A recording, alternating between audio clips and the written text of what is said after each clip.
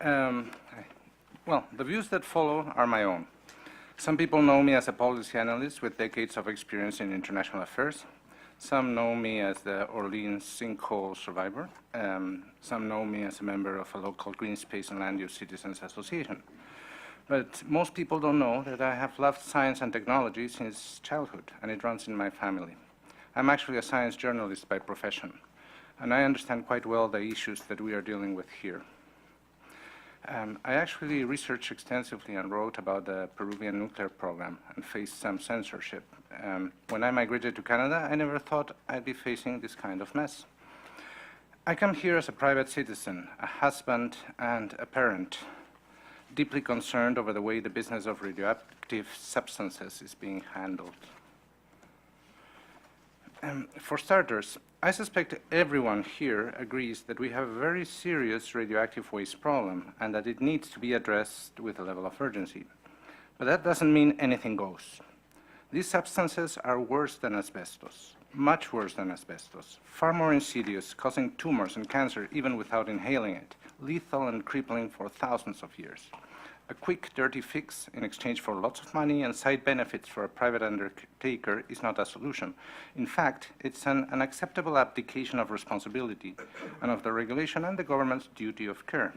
We need for Chalk River truly safe temporary storage while longer-term solutions are worked out properly.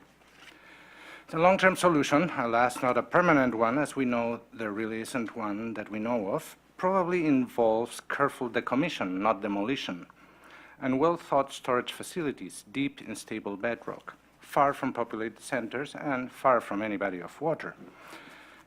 To address the enthusiasm of some local authorities who probably are getting or hoping for some corporate support, let's make this very clear. You don't have to support this license application for short-term self-interest, because any proper short and long-term measures would require significant investments and would support many well-paid jobs. Other presenters will have spoken about the gaps in protection and oversight of this license, the very serious health risks, and the very scientific and technical concerns. Some, of course, will be defending the license application, referring to the experience and vast resources at hand of the consortium, the money and technical capacity it can buy, and claim some kind of technical high ground. But when it comes to basic honesty, integrity, and corruption, there is no high ground to claim. And there is a serious shortage of honesty and integrity here. First, let's start with the obvious. This is not about a license renewal, but a brand new license. A brand new license, very different in scope and conditions from the current one. Why not call things for what they are? Next, we are not allowed to discuss here the radioactive landfill that the proponent is also planning, despite CNL itself stating on page 15 of its 10-year integrated plan strategy, and I quote here, "A key enabling action for CNL will be the accelerated development of the near-surface disposal facility." So there is right away an intrinsic dishonesty in leaving that out of the discussions around this 10-year deal being considered. A third big honesty question mark came up after reading that the proponents were claiming that health and the environment are their absolute priority. That is strange, because I have read SNC-Lavalin's yearly report and seen a presentation for stockholders and investors, and it was very clear to me that the absolute priority is actually money. Return on investment, dividends, profits. In its 200-plus page annual report, for example, the company's critical accounting judgments do not refer to any value being assigned to safety, human health, or the environment. They speak of revenues, gross margin, expenses, tax, assets, and liabilities, and so on. There is not a single sentence assigning value or respect for an environment or for the public's health. But there is a mention of the environment. In fact, page 24 states, and I quote, that environmental laws and regulations expose the company to certain risks, could increase costs and liabilities, and impact demand for the company's service, end quote. And this is listed, and I also quote here, under risks and uncertainties and assumptions that could cause the company's actual results to differ from current expectations, end quote. As I read it, stockholders are clearly being told that environmental laws and regulations are not good for business. So what is this all about? It's really about giving a fortune in taxpayers' money, public land, and resources to a group of mostly foreign-owned businesses and SNC-Lavalin to satisfy their private corporate goals. Our billions are about to be granted, and we're not even allowed to discuss here where they intend to dump the legacy radioactive waste, which is supposedly our public interest priority at Chalk River, or how they intend to use this public land to expand their nuclear business through modular reactors. The risks for all of us are very serious. We have been seeing what this brand new license would expose us to. The way it reads, one can dump poison on current and future populations, and the regulator has you covered under the banners of safe levels and self-reporting. And let's face it, it's virtually impossible to trace back if one is causing that children's rare form of brain cancer, those teenagers' tumors and leukemia, or those genetic mutations that cause crippling childhood conditions. Why are you not licensing and using instead these nuclear research facilities to develop novel new means for safe storage of waste? Or to develop the means to trace back those cancers and crippling conditions to their source, to see, for example, if we can find traces of strontium in the bones of the children with leukemia downstream from here. That's one type of nuclear medicine no one seems eager to work on. It would probably be bad for their business. This is ethically indefensible. You are preparing to give a long-term license with major public risks and financial implications to a group that includes businesses with a trail of criminal wrongdoing, criminal charges, and pending court cases. How come the CNSC is even considering such a license? The lead Canadian member of the CNL consortium, SNC-Lavalin, has been debarred by the World Bank for 10 years and faces criminal charges in Canada for fraud and bribery, while consortium member CH2M has been found guilty of criminal fraud activity involving nuclear facilities in the United States. By CNSC-Lavalin's own admission, it has faced debarment, reached settlements with the Elections Office, the World Bank, and others for corruption cases. Pages 180 to 181 of its annual report state that, quote, investigations by law enforcement and security regulatory authorities remain ongoing, end quote. The CNSC surely must have worked with a proponent to hammer out these new licenses provisions. So why exactly were vagueness and generalities written into the license provisions? Why the sweeping changes that reduce regulatory oversight? Why is the CNSC even considering this license application?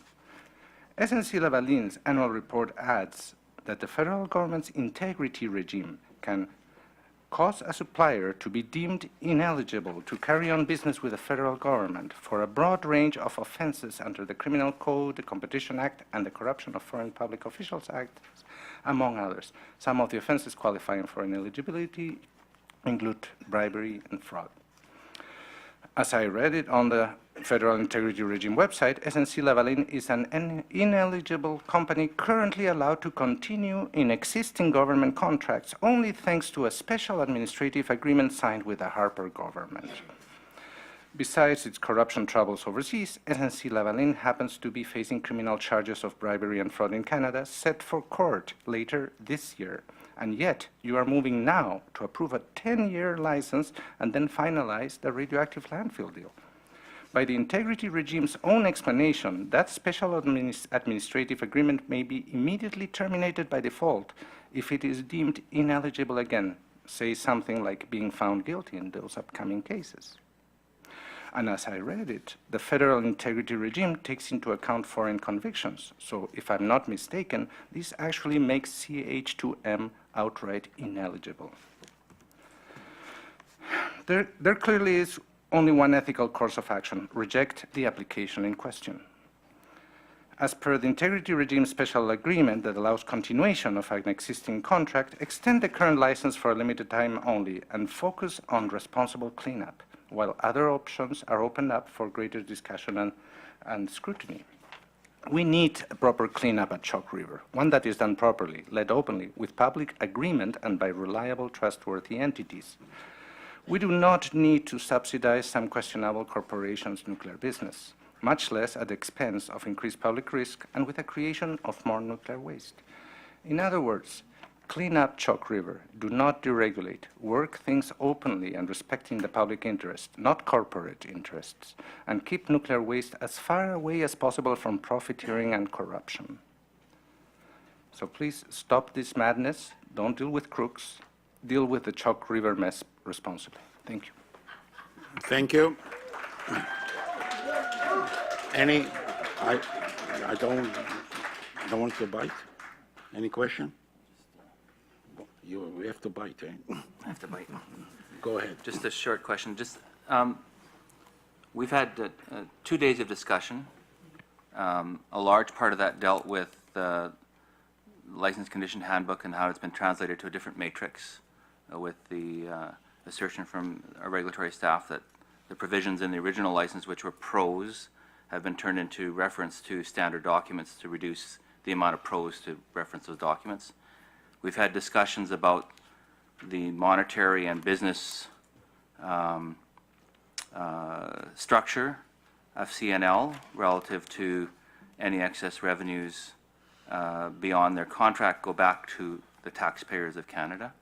So have any of these discussions, your presentation was made before the discussions, but have any of these discussions ameliorated your position? Thank you. Well, my speaking points actually were finished last night, past midnight. But let me say this, a public consultation without public agreement is meaningless. It's just a checkbox that a federal agency has to mark to say it has made a step that is required. To return to my message, please stop the madness, don't deal with crooks, and deal with the Chalk River mess responsibly. Those are my points, and they're unchanged. So if it does stop, what are you doing here? If you don't believe that we're actually listening and considering the input, why are you bothering standing in front of us? Oh, no. On the contrary, I am hoping that you are listening, and I hope to be proven wrong, and I really hope that this results in you focusing on the cleanup of Chalk River. And as I said before, for example, I would think that a better use of the Chalk River facilities would be for the development of safe temporary storage means.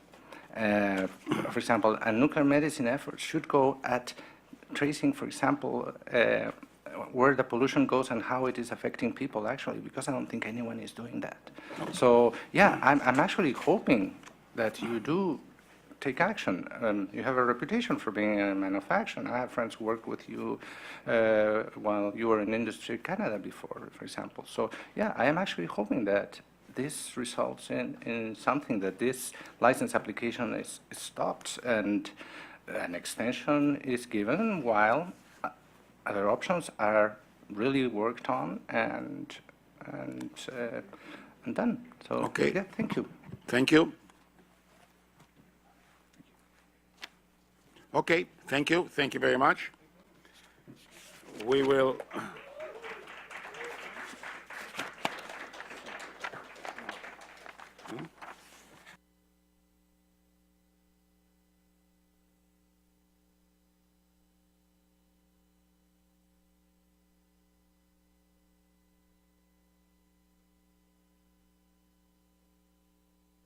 Okay, we are breaking for lunch, and we'll resume in 1:35, I'm told.